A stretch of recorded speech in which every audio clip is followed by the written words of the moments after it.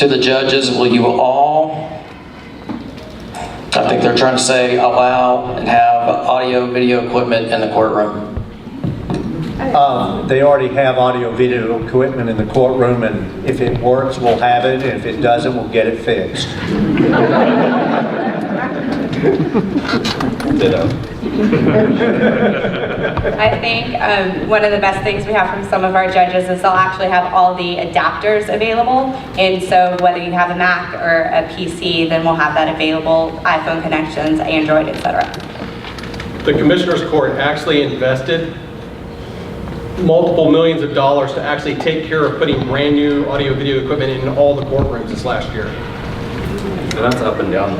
I'm going to assume that that question was more about recording and whether we would allow people to record trials and hearings. So, I mean, I thought it would... That is correct. Okay. I'm the one who wrote that. Okay, thank you.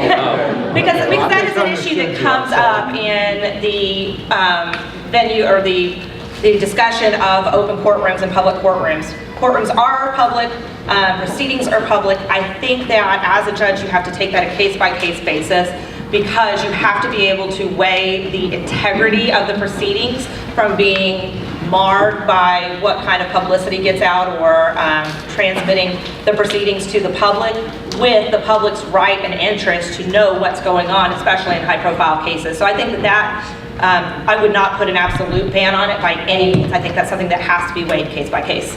Let's give the other two judges a quick response to that.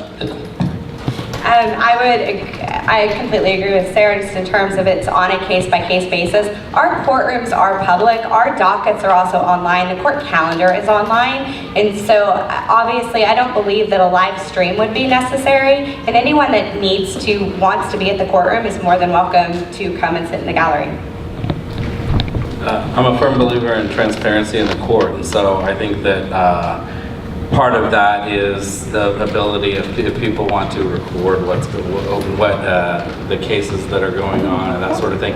Except for there are certain cases that are private closed proceedings, and those you cannot, you wouldn't be able to come in and just record or that sort of thing, because they're sensitive in nature, like CIC cases or something like that. So crimes against children and things of that nature. So there's a lot of things that you can't record, you wouldn't be able to record in that courtroom, even though it's a public. I'm not sure if the question was then focused on individual recordings, like using our cell phone as sitting in the Just like audience. someone recording out here right now. Okay, then I think the answers you've been given are the correct answers. And but the problem with individuals recording obviously is that it's not the complete proceeding, and some of the proceedings ought to be secret, so it does have to be managed. To the judges again, do you think family court judges should have the ability to incarcerate parents, and if so, for what?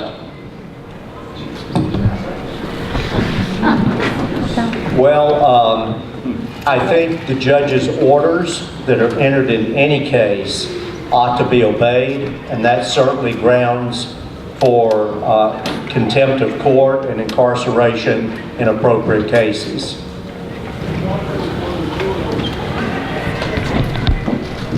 I believe that if someone was in contempt of court, they could be put in jail for that. But generally, if a family law proceeding isn't one that would get settled, it would get contentious. But it would, and that's something that I think the court's demeanor would hopefully keep control of. But as far as it being something that it got so contentious that it required someone to be incarcerated or something of that nature, I think not.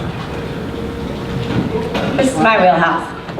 Family law. So the Texas Family Code allows for enforcement. So when someone gets behind on child support, when someone is withholding possession, you are allowed to plead for contempt.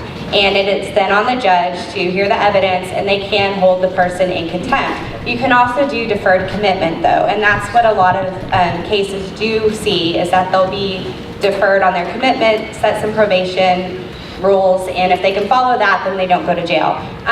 We have had it happen where they're so far behind on child support, they've been given an opportunity over and over and over again to pay, and part of going to jail is punishment and a deterrence that you don't act that way in the future.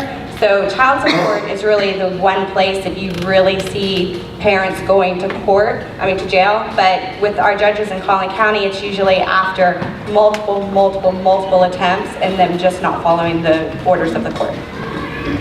That's what I was going to say, was with child support. So and from what I've seen in Collin County, again, it takes a lot to get to a judge to the place where they're going to put someone in jail. But then the judge has for each infraction up to 180 days that they can put someone in jail, and it doesn't usually take that long. And as a criminal defense attorney, I can tell you that a few days in jail to somebody who's not used to going to jail can have a big impact. So when you are high in arrears for child support, especially with people who clearly you've demonstrated in court have the means to make those payments, then I think that's an appropriate remedy.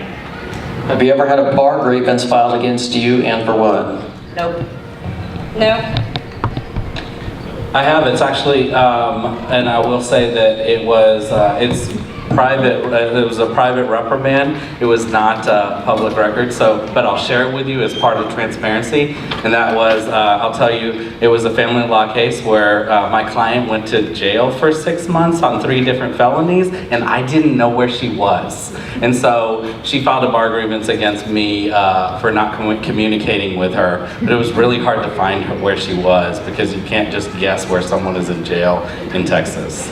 So yeah, I had a bar grievance. It got a private reprimand, but now you all know about it. But I'm not, like I said, I'm not. It's not something that I'm ashamed of or anything like that. You deal with those as they come, and that's the only one I've had. No. As a judge, if you were presented with a case that violated constitutional protections of one of the parents, what would you do? I think that's parents. I'm sorry, would you give me the question again? As a judge, if you were presented with a case that violated constitutional protections of one of the parents, is that what we're asking? Probably. A case that violated constitutional protections of one of the parents, what would you do? If you were presented? Parties. One of the parties, yes. Of one of the parties. As I sit here, I can't think of the kind of a case that might apply to, but because I'm a constitutional conservative, I think the Constitution would trump, but in general, but again, without a specific set of facts, it's very hard to respond. It's also really hard to respond because it may be something that comes, if it comes before the court, that we couldn't elicit a response to about if it were something that could come before the court. We can't really answer that because that's not something that you're allowed to do before you sit on the bench. I think predisposition about it. So, but I too cannot think of a constitutional protection that may be violated by divorce. I'm trying to understand the question. But How about due process? I was the one who wrote the question. So in a situation of divorce, against your will, forced divorce, divorce on demand, which we have in our family code, on the allegation of the petition of one person, the petitioner always wins. The respondent will never win. Texas Family Code says the judge may grant a divorce. The judge always, without exception, 100% of the time, grants a divorce and also redistributes property. May take his or her children out of his life or her life. May put these child support orders on a parent that has done nothing wrong, but is on the receiving end of a unilateral, no-fault divorce. That is a big issue. And being as we're in a church, it's also a religious liberty issue. And we are not addressing it. But that happens every single day. I've gone to courts, I've watched this. I watched one divorce take place in 1 minute, 41 seconds. Pretty amazing. Anything else to add? No, I agree with Melvin. We can't really speak without a specific, we can't speak as how we would hold. That was a specific.